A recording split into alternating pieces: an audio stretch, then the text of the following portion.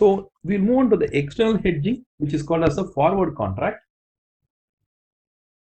A forward contract is a customized contract between two parties to buy or sell an asset at a specified future date. We'll see the forward contract with an example. Assume there's a buyer and there's a seller.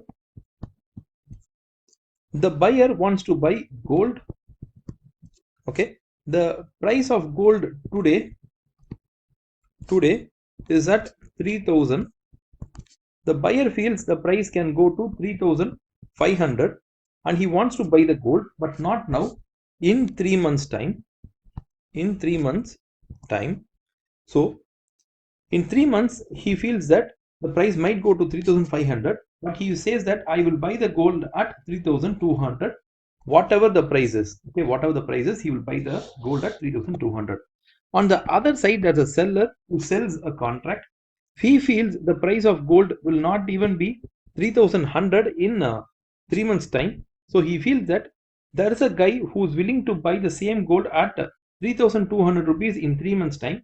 So he feels he could easily make a profit of 100 through this transaction. So what is the essential difference is? The difference is the perspective. The buyer feels the price will go too high.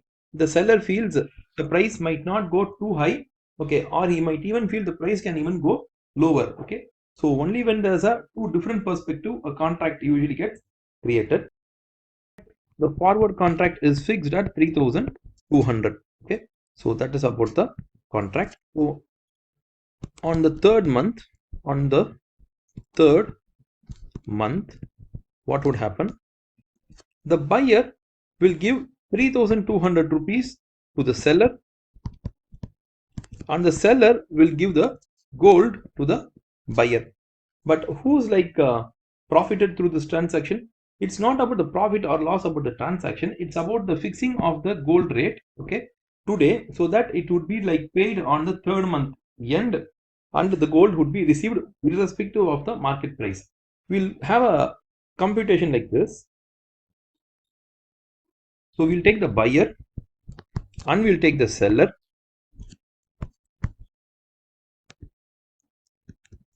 So we'll take it as inflow and outflow. The buyer has paid 3,200 for an asset and the seller has received the same thing. So that is an inflow of cash. So that he gets 3,200. If the market price of gold is 3,500, okay, as per what the buyer thought, then how would the profit and loss would be? So the buyer gets the 3,500 worth of goods. So that good he has paid only 3,200, so he gets a profit. But the seller has to give this 3,500 worth of gold, so he essentially makes 300 loss. So the profit or loss depends upon the market price. We can also change the market price and look at how this works. The market price, rather than rising from 3,000 to 3,500, it actually gone to 2,800. So the price has fallen. Now let's see what happens to the case. So as promised,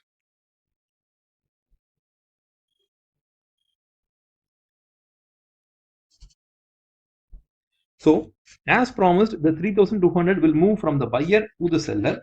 But what would the seller give?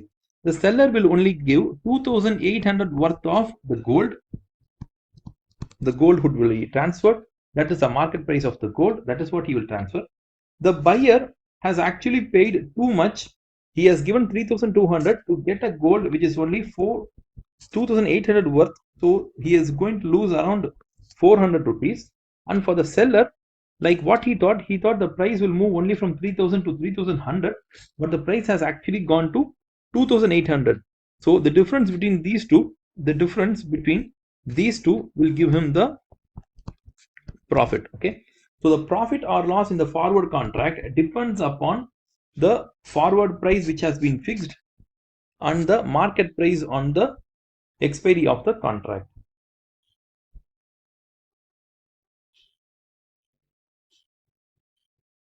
A forward contract can be used for hedging or speculation. Although it's non-standardized in nature, it is particularly apt for hedging. So the forward contract is not an exchange traded contract. It is just a contract between two people.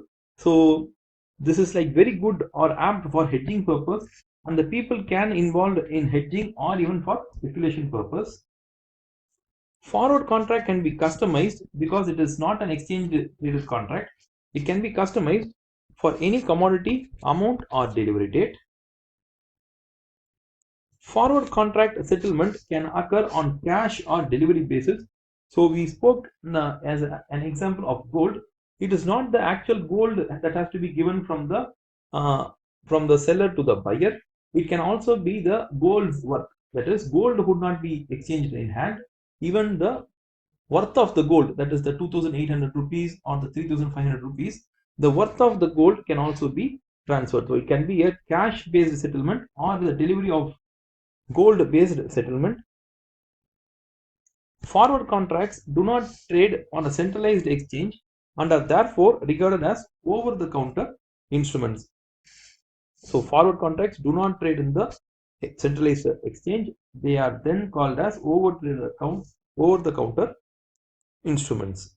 You can reach me at my website wowacademics.com, or you can also see my Quora answers. I am active in LinkedIn and in Facebook page. So you can visit at these places. If you just type Sham Prasad and Wow Academics, you will get all these links in Google search itself. And if you like this video, give a like, share to your friends, and if you feel that any points we have missed in this video, you can post it. We will try to give an answer to you in the comment section itself, or we'll also create another video for you. So thank you for watching our video.